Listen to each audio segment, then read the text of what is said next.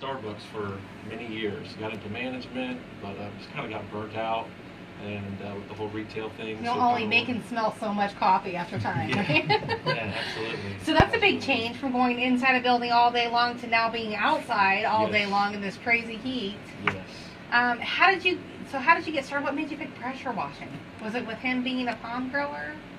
It's just, again, one of those things where we're just throwing some ideas out, and we first thought about maybe doing some lawn care, but a lot of people are doing that, so, just, he's like, what about pressure washing? Just mentioned it, and said, yeah, I'll give it a shot and pursue it, so. So who was your first customer?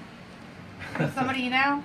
Actually, a friend of mine who was on board for a baseball fields got me a whole the whole complex, doing all the bleachers. Nice. That was my first job. Wow. Yeah, I was pretty excited, that being my first job.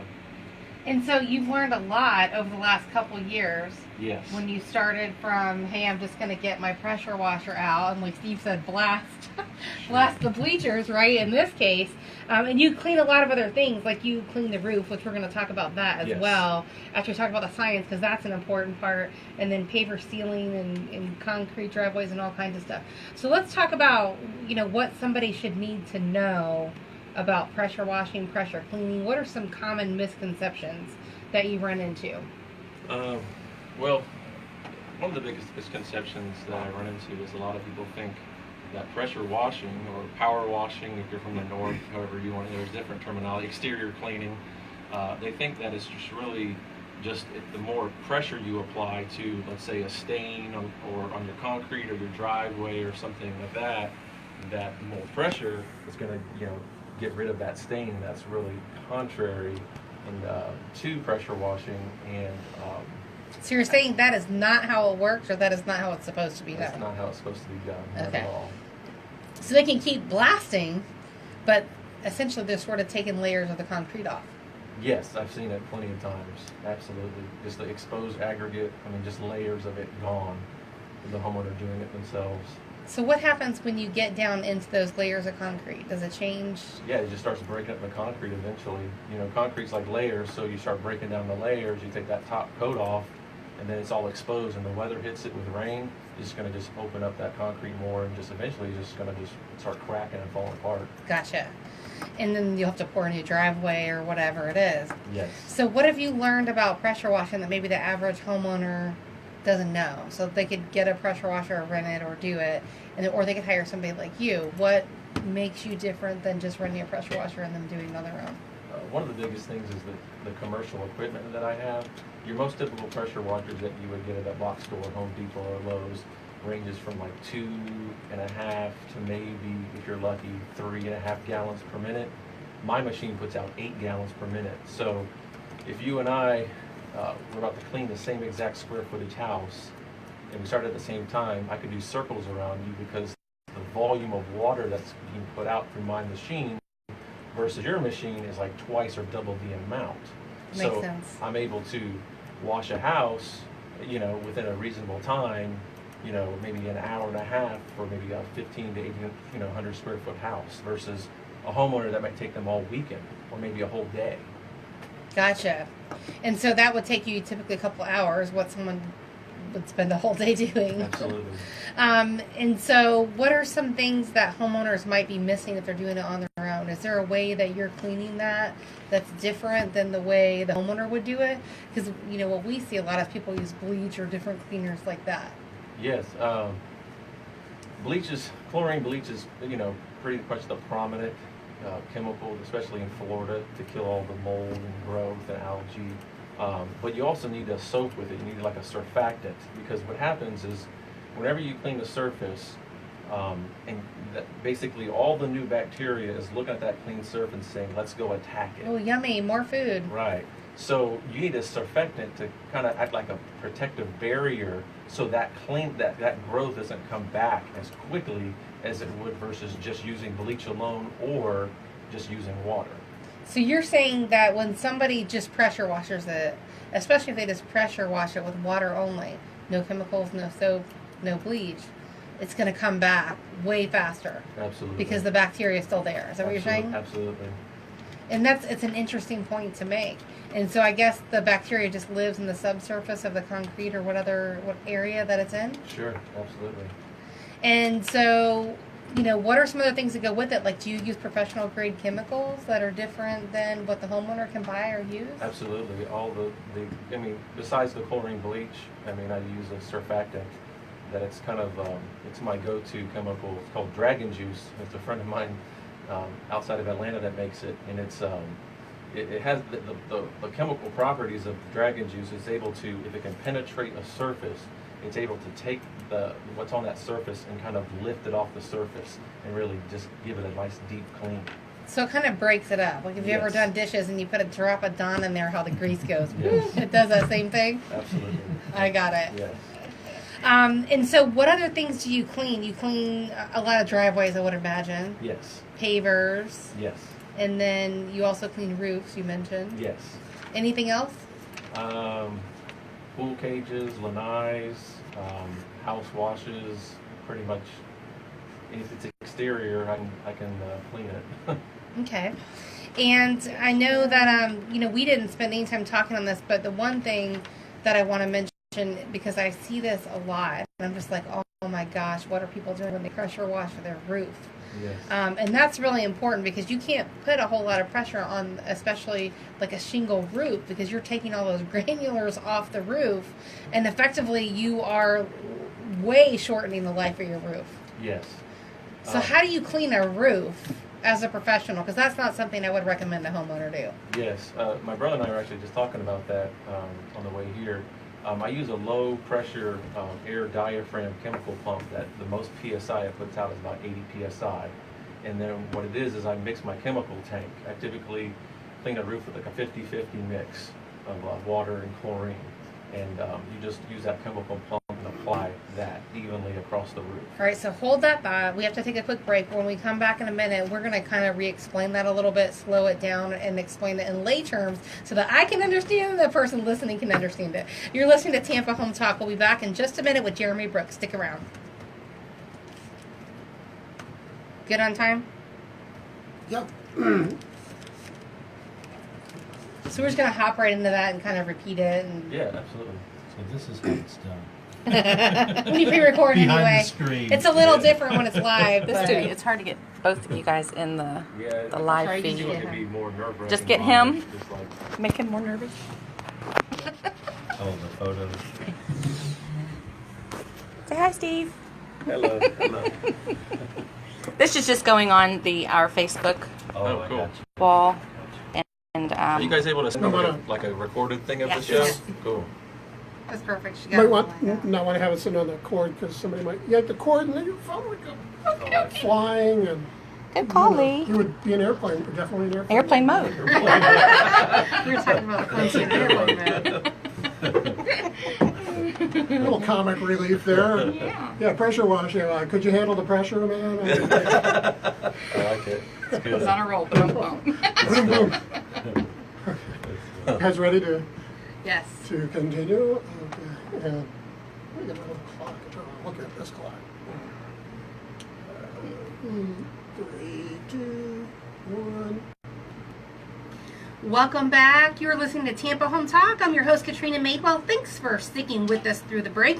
And if you're just catching our show, we're in the studio today with Jeremy Brook, and he is the owner of Brook Pressure Washing. And we were talking all about the different types of things you pressure wash and the difference in a professional grade pressure washing versus maybe just doing it on your own. And if you would like to reach myself or any guest on the show, you can reach us at our off-air number at 813-377-2775. Again, our off-air number where you can call or text is 813-377-2775. Am I getting that right, Lisa? I think I'm saying the number wrong, honestly. No, 813-377-2775. I'll check that just in case I have that wrong. You would think I would remember that, but I don't call myself very often that way. So we also post this everywhere, like on our Facebook page and across the web, the video where we're in the studio and that kind of stuff. But we were talking before the break, and I was saying how we don't recommend that people clean their roof on their own. because those granulars will come off, and I don't know if people are using too much pressure or what the process is, but I was hoping you could kind of re-explain that. We ran out of time before the break. Sure, absolutely. Depending on the contractor's choice, they'll use like a 12-volt battery pump, a chemical pump. I use an air diaphragm pump, so I use an air compressor that will push air through this chemical pump, and it puts out actually a little bit more volume of chemical, but at a very low PSI, around 80 PSI. So it's basically it's equivalent to taking a garden hose and just spraying chemical on the general roof. hose. Yeah, I mean it's a pump, but the PSI, the pressure that's coming out, is just equivalent to like a garden hose, just pretty much just washing. So you guys are not pressure pushing that stuff off the roof, No. which takes the granulars off, but you're actually removing whatever the bacteria is on the roof. Yes, all the black that you see on roofs is airborne bacteria that's grown in the southeastern United States. It's like Gliocaspia magma, that's called the scientific name for it. And what it is, it's an I airborne bet you can't bacteria. say that 10 times in a Yeah, right? row. What was that again?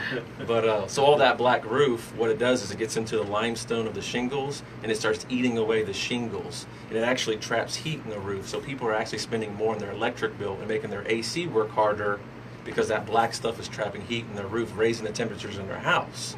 So it's like cleaning the roof that lets it kind of breathe again, and it lengthens the life of the actual shingles. Makes sense.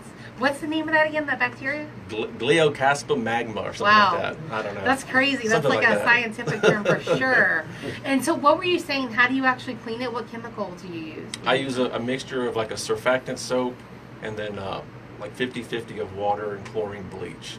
Okay. And then I use like a surfactant. Wait, for the roof, or you clean the roof with dragon juice?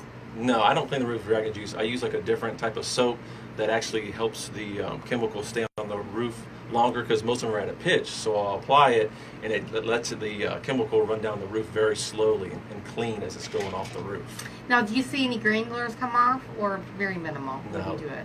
Not much at all, really. Okay. And that's good. That's a very, very Absolutely. good sign. As a homeowner, if you ever have somebody on your roof and they're pressure washing it or pressure cleaning it, and you see granulars coming off, that is a bad sign. Yes. It's a very bad sign. Stop. Now, what about for people that have tile roofs or metal roofs? How do you clean those? Is the process different from one roof to the next? Yeah, tile roofs, you have to be very careful about your weight distribution. So they can break. Yeah, they can break, and that's happened, to some people a couple times, and some guys will carry like glue with them and just kind of glue the tile piece back together. But yeah, it's completely different. You got to really watch. You kind of want to walk over every other tile to distribute your weight, and they're a little bit sort of clean the shingles, so you got to get in the angles and all underneath the the edges of the tile.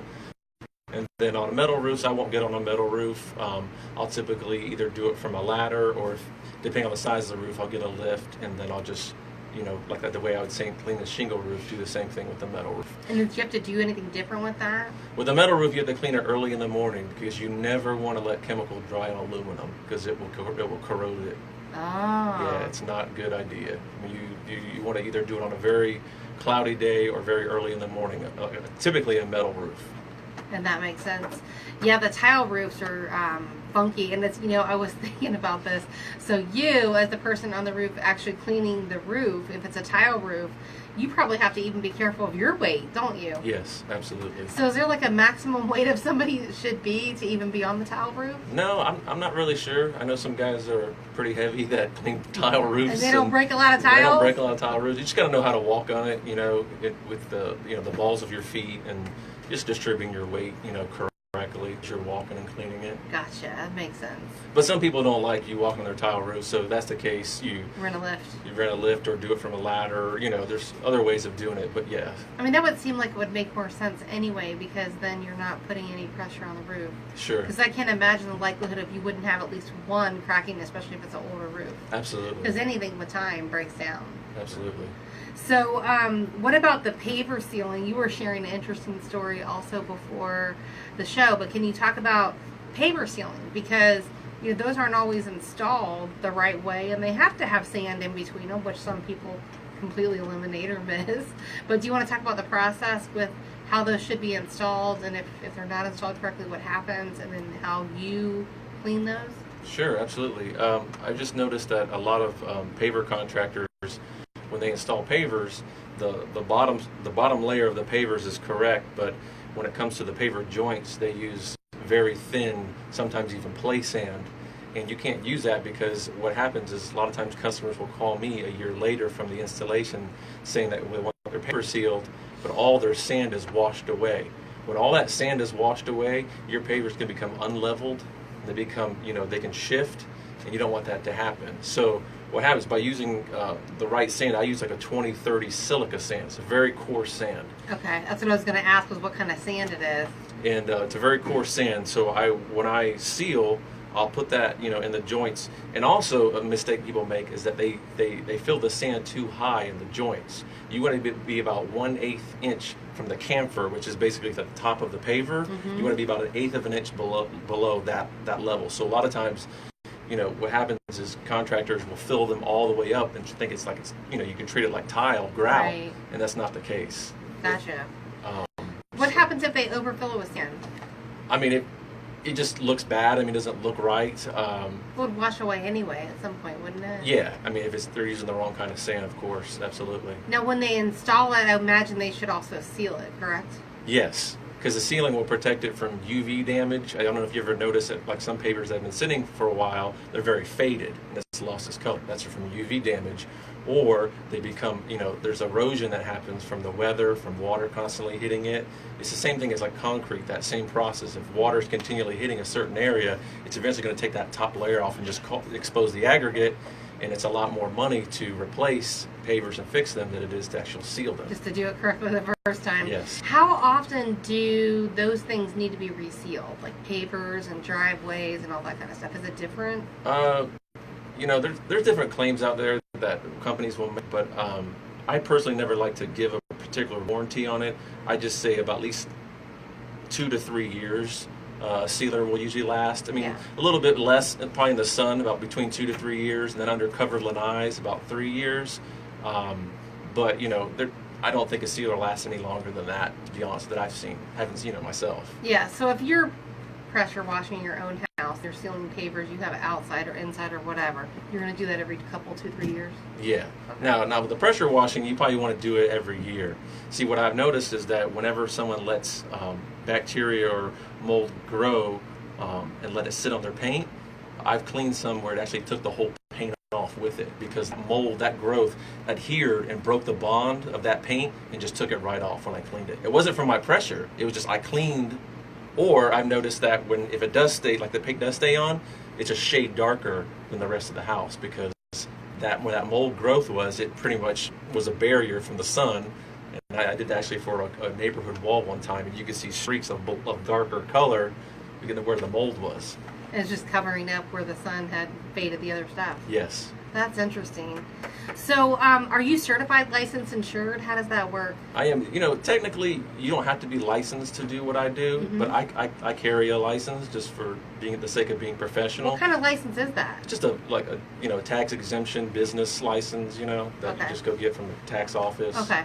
I do carry, general liability insurance. Absolutely, I think that's very important. Well, yeah. I mean, you don't want to be on someone's roof and you fall off, and then theoretically you could sue the homeowner. Sure. So it's definitely important to ask if they're insured. How many people actually ask you for your insurance when you start a job? Very rare? Very rarely. That's what I was going to say. But what I like to do in all my estimates is I'll send a copy of my certificate of insurance to give myself some credibility. That's great. To provide value, because that's the biggest thing, is allowing people to educate them to the point where they see the value of what you have, even though your price is made higher than someone that's not maybe a legal entity or a business, and they're just kind of pulling up to someone's house and say, hey, can I pressure wash your house? And yeah. I'm always leery of the drive-by workers, as they say. You're listening to Tampa Home Talk. I'm your host, Katrina Madewell. We have to take a real quick break. We're in the studio chatting with Jeremy Brook today. He's with Brook Pressure Washing. When we come back in just a minute, we'll talk a little bit more about references and some other things. Back in a minute. We're way over in that segment? Just 30 seconds. My bad. But you want me to shrink it? That's all right. I think it should be fine. I can compress it. If you want to compress it a little, it's okay. Yeah, we were talking about that earlier, how it's harder for him to compete with somebody who doesn't have anything. It's like, you're a professional, even real estate, you're a professional, you imagine dealing with a person who's not licensed trying to sell a home? Yeah. It's like- Well, you can do that if you want to, You can go to but jail. yeah, you can go to jail for sure. And Exactly. there's nobody that they're directly reporting to. Oh my God. How often does that happen when you know? Well, you're probably careful about it now, but when you start in there and all of a sudden, it just takes the paint right off. And that's pretty easy to do, I would imagine. Right? Yeah, I mean, one thing you can do to test it is you can take your hand and wipe it, and if you see a chalkiness all over it, it means that paint's whole completely oxidized. Right. Save it for radio. Is a good question. Yeah, there you go. Or you can ask it because I don't have a microphone. Okay. Wait, what was your question exactly? When it around. how often when you Yeah, do what it, do you do when you start out on a job like it was like in your first week and whoosh, just took off like All the the whole paint. thing of paint or something? I don't know. Maybe we don't want to make. And then share Talk some about stories too. mistakes. And But they gave me, people actually allowed me to operate a pressure washer. And it's, pretty. I'll take the paint right off. I'm gonna right down to the cement or whatever. Okay. Y'all ready? we're ready. And 3, 2, 1. Welcome back. You're listening to Tampa Home Talk. I'm your host, Katrina Maidwell, in studio today with Jeremy Brook, and he's with Brook Pressure Washing. We're talking to Lee over the break about how some people had asked him to pressure wash, and the result wasn't so good. So we'll share your story there, Lee. Yeah, sure, go ahead. So he asked during the break, how often do you pressure wash and just all the paint comes off, or the subsurface of whatever you're doing comes totally off? It doesn't happen a lot, but one thing I like to do is I like to test to see if the paint's oxidized. So if the paint's already oxidized, you can just take your hand and just kind of wipe it down a wall, and if it's got chalkiness of that color of paint on your hand, then it's probably a good chance that the paint is old, and no matter how you clean it, even if you use very low pressure, it could take that paint off. That's exactly how we tell, as an agent in the field, if the house needs to be painted or not. Huh. Like if we look at it and we're like, wow, this thing looks really dated, like it looks like it's an old paint job. Sometimes you can't tell the color or whatever, we'll literally touch it. Sure. And if our hand is all chalky, boom, we know you need paint. It's way overdone. It's like getting down with a primer or something. Right, absolutely. So you provide references and written estimates. I love that you send your insurance out in advance.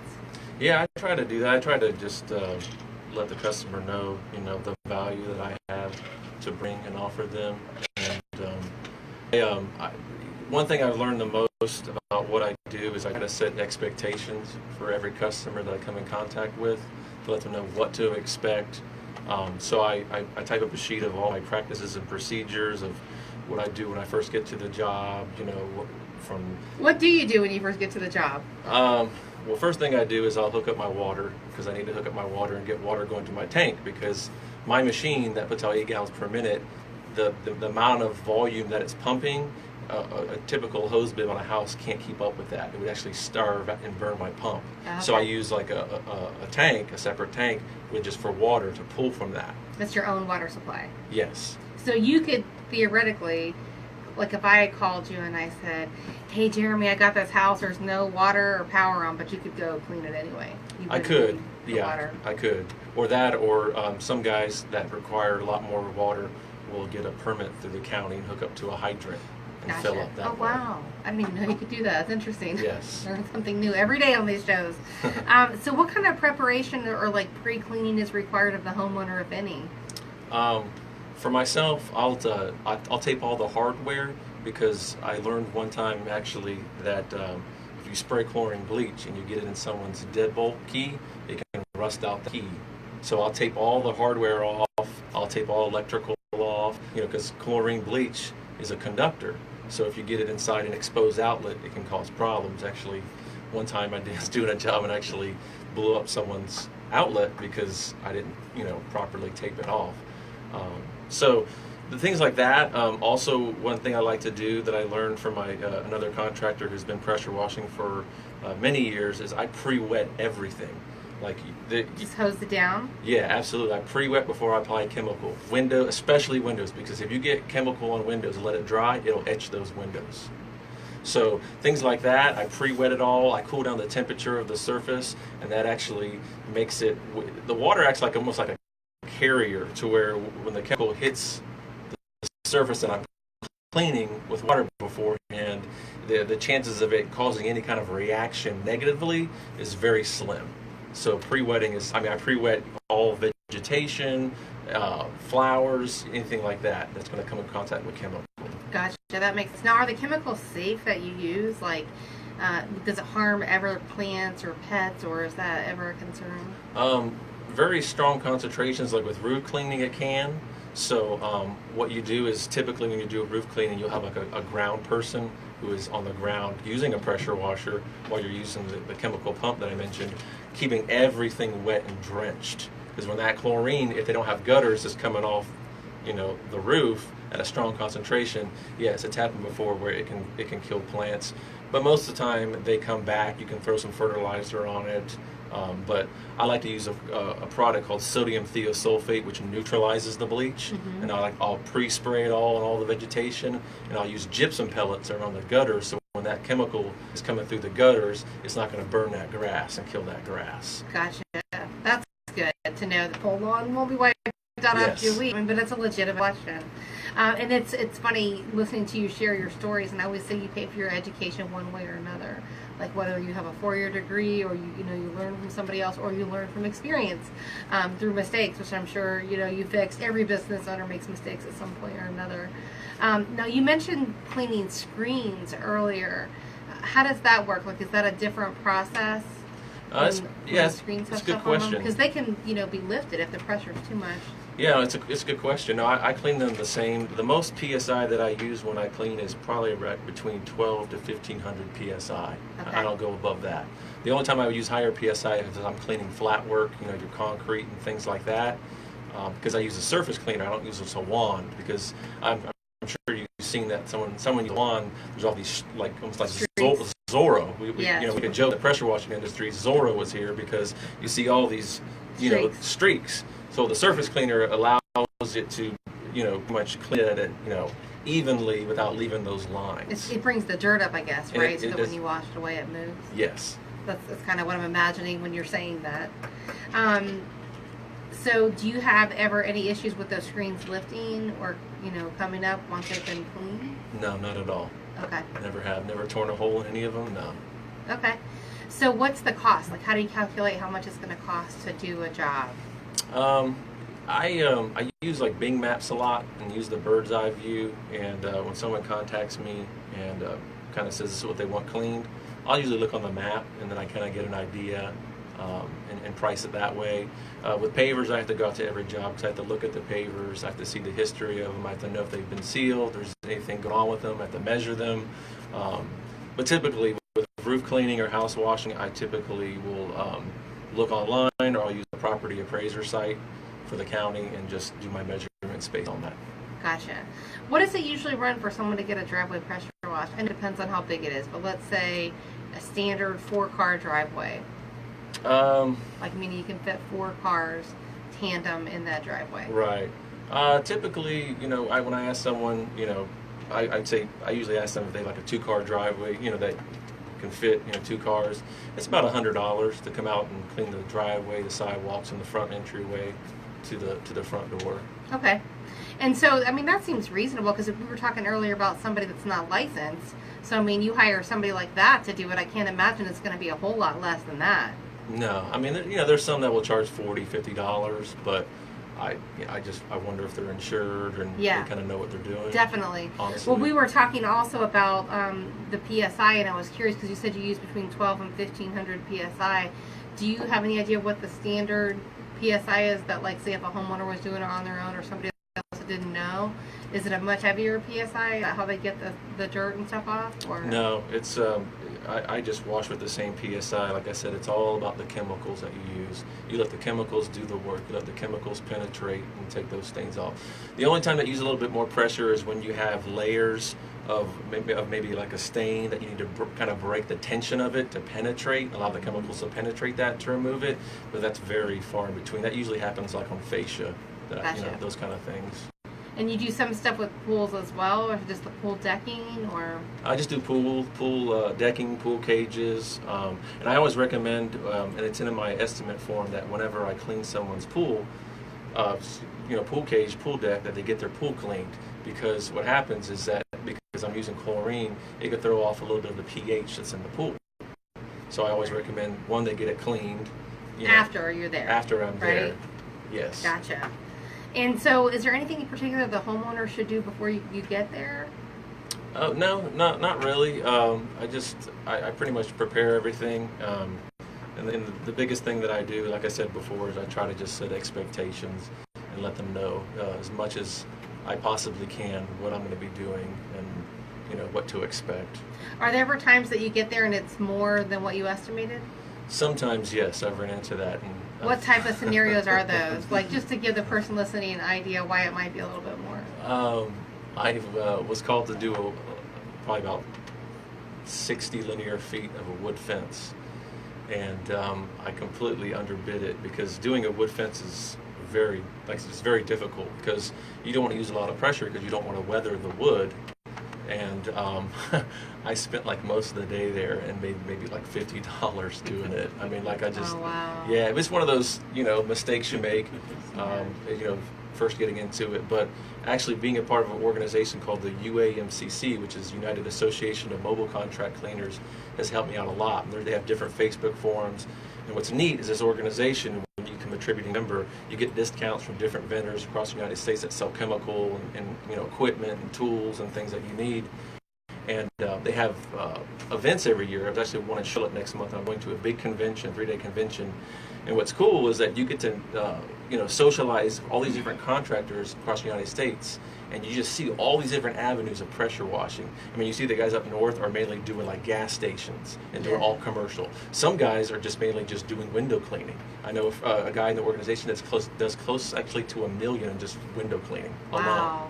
I don't know the extent of how much he does, but I know that he does very well in just window cleaning. So it's neat. You get to talk to these different guys and kind of find out what their niche is, what's working for them, and you're like, wow, that's another avenue I didn't even consider, that you could use with a pressure washer. Well, you can kind of mastermind with them, and I imagine you learn a lot as well being part of that trade organization. Absolutely. From other people, because they share their different stories and stuff. Like you might share how you forgot to cover the outlet, and whoops, we blew a breaker, with that.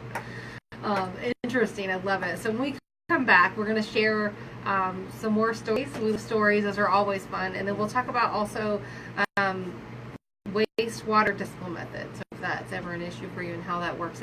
You're listening to Tampa Home Talk. I'm your host, Katrina Madewell. We're in studio today with Jeremy Brook. Our off-air studio call-in number is 813-377-2775. Again, 813-377-2775. Stick around. We'll be back in just a minute. We made up we had 30 seconds to spare on that. 20 seconds. So Okay. I don't know if that Worked out. yeah. If that'll work for you, hopefully. I know you guys are glad when we're under versus over.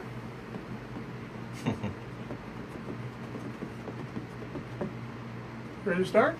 Yes. There you go. 3, 2, 1. Welcome back. You're listening to Tampa Home Talk. I'm your host, Katrina Madewell. Thank you so much for sticking with us through the break. And we're back here in the studio with Jeremy Brook with Brook Pressure Washing.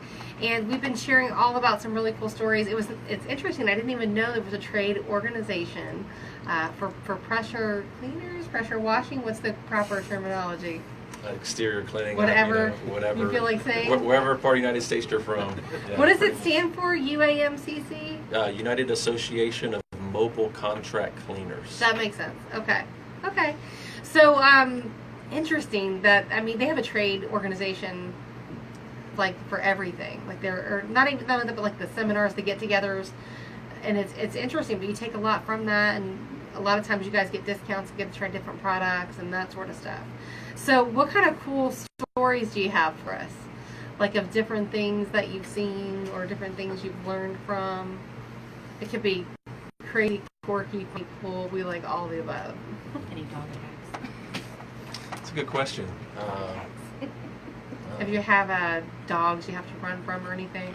No, nothing like that yet. Nothing No, wild. no, Not like the UPS guy being chased from the dog. no, I haven't seen anything like that. So you haven't like ran out, there's like a snake or an alligator there, or nothing wild? No, nothing like some other guys have, but I haven't had that experience yet. You're like, I hope I never do. Yeah. So how do you guys deal with the wastewater and disposal methods? That's typically more like on the commercial side. There's a couple companies in the organization that make reclaim units, and what it is, it's a vacuum when you use your surface cleaner like you would on flat work, and it's a vacuum, so when you're cleaning it takes all the reclaim with it as well. With residential, it's not that much big of a deal unless, sometimes if you're doing a driveway, you got to be careful if it's going to a storm drain, then that's going out too. But Yes. But Which, my husband works for stormwater, so he'll be really happy that I mentioned this. But it's, it's a big deal because we see people all the time like blowing stuff into the storm drains, and you want to do that because that goes out into the bay. It eventually can get into your drinking water, and it's, not to mention just an EPA violation and all kinds of stuff yes, that comes with that. So what areas do you serve, Jeremy? Land O'Lakes, Lutz area, Wesley Chapel, Apollo Beach, Lithia, Brandon. So basically all of Hillsborough County Mhm. and Pasco. Pasco, some in Polk I'll do as well. Some of the Okay, anything in Pinellas? I won't go that far unless it's a big enough job for me to make that trip. Gotcha. Makes sense. Yeah. All right, so how can somebody reach you? Do you have some online social feeds or places where people can follow you and check out your stuff online? Yeah. Well, they can go to my Facebook page, which is www.facebook.com/JBrook pressure washing, and all my information is on there. They can fill out an estimate form if they click on the Book Now button. And then I'm also on Instagram, and so I'm trying to link that all together as I kind of figured that out. I'm not the most tech savvy person. That's usually how it goes. A lot of times people outsource stuff like that. And you said it's J and then Brook. Is it BROOK? Yes. And then no E, right? That might be No important to E. mention. And how can someone read? 610-5251. And again, that's 813-610-5251. Yes. Right? They can get all on Tampa Home. And then we also post your stuff online on our social pages. So on Tampa Home Talk, we'll be posting the video that we did online, a little bit of a pre-record, so the show's going to be airing soon. But I got a lot of value out of today's show. I'm really happy that you joined us. Well, thank you. Thank you for having me. Any questions or anything you'd like to let the person listening know? No, I just, my biggest thing is just having the opportunity to share the customer value that I bring, but to see that it's a lot more than what people think when they, are considering someone to pressure wash or seal their pavers. Definitely. Absolutely, without a doubt. So again, we have Jeremy Brook here. He's with Brook Pressure Washing. Learned so much from you on the show today. You can reach him at 813-610-5251. I'm your host, Katrina Madewell. You can catch up with us online on all of our social feeds. We're on Facebook, we're on Twitter, we're on Instagram, we're on LinkedIn, everywhere. You can just search for Tampa Home Talk. All of our shows are also available via a podcast. So just search for Tampa Home Talk on iTunes or any podcast player. You get a full replay of the entire show. And if you'd like to connect with myself, if you have a real estate question, a real estate need, we can help you with that. And we also will be happy to connect with any of our guests that we've had on air, whether it's someone we've had on today or another day. And our off-air call-in number you can call or text is 813-377-2775. Had a little bit of a brain fart earlier when I gave that out.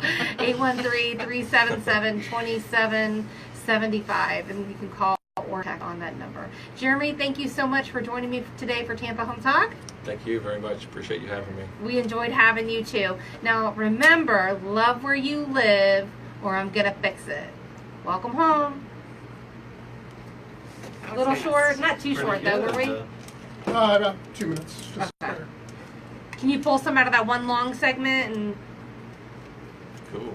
It's a shame you couldn't get into, a home is the most expensive better a person has, but they'll go the cheapest route Yeah. to fix their most. I know. You know, And that's and the real truth. estate, yeah, it's like what? Yeah. You know, I gotta much. get your card. 'cause Yes, let's do that. And much to my husband's dismay, I'll probably have you at my house because we need to clean our whole deck and like a lot of stuff. Is it 1310, 1340, 1350 Uh, 1340, 1350, and 1400. No 1310. Do you remember the FM stations now, Lee? I forget. I never remember. Yeah, Clearwater is, shit, no, 161. All right, Lee, help me out. 106 something, I think it was 106. That's what happens when you get stuck in a room of What's Yeah, Dade City and Zephyr Hills? 1043. 104.3. Is there another one for Zephyr Hills or Dade City? Or? No, So, 2 FMs. Do you know anybody What? looking for 22 acres, high and dry? are you selling 22 acres? Yeah. Oh yeah. Where's it at? Uh, In Dade City? oh yeah, right over. If you know where 301 right here at Mhm. Clinton are, Yeah. you would take that Clinton Mm-hmm. all the way to what we call Old Lakeland Highway or Chancey Road. Okay. Take a right. I'm 1 mile on the right hand side. Okay. Yeah. You're selling 22 acres? 22 acres and a home and everything. I'm ready to get out of the heat a little bit. Maybe go to Colorado or Are something. you? I don't know. Nice. I'm talking, you know. I'm Floridian. How much is it? You know. Do you already have it listed? No. Real estate goes up and down. I mean, if somebody came to me at $700,000, I'd be going, you know. Yeah, right. You know, but I don't know what the market is. To be What's the honest. house like? It's a metal building. Okay.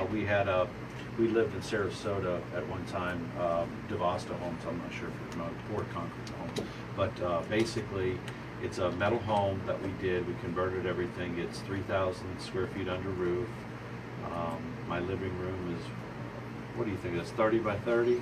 Yeah, probably about 30 by 30. Yeah. Right now it's 2 bedroom, 2 bath. You can add another room if you wanted to, but I didn't. It was just her and I, so I didn't need that space. So how many bedrooms is it? 2 bedroom, 2 bedroom, 2 bath. Say bye, Jeremy. Bye.